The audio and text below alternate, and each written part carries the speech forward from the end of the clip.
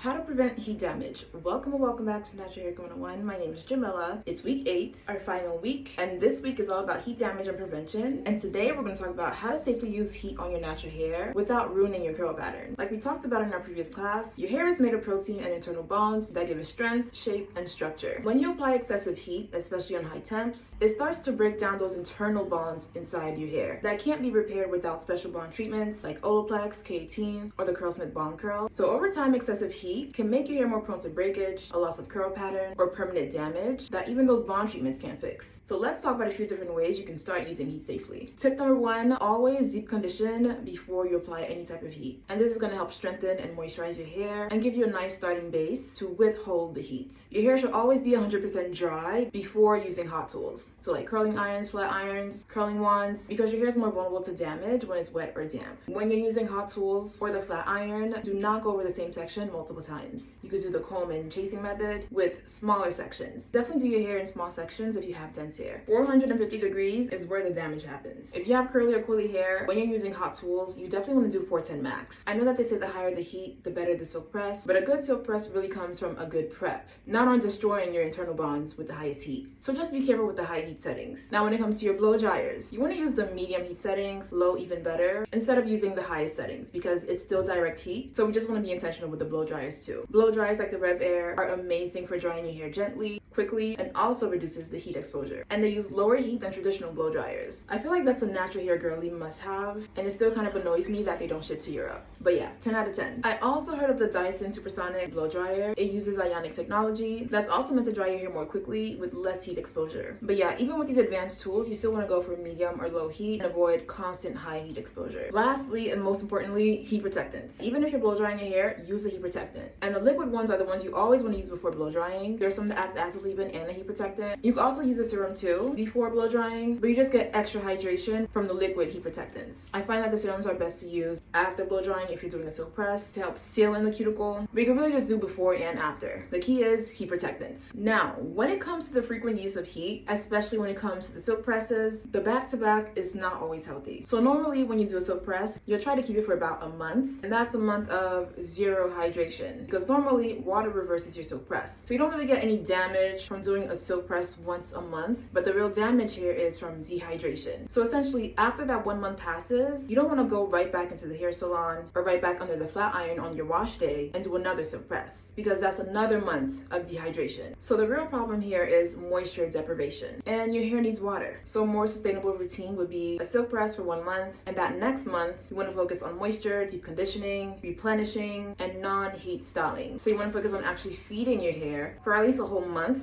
before you go into a whole nother month of hair fasting, basically. So yeah, healthy heat styling is possible, but with the right prep, tools, and frequency. In our next class, we'll talk about how to repair heat damage. And for today's class activity, let me know in the comments, how often do you use heat? Me personally, since I still don't have that Rev Air blow dryer, about twice a year for when I'm getting my silk press, cutting my ends. But yeah, I really need that blow dryer. Let me know your answers in the comments, and I will see you in the next video.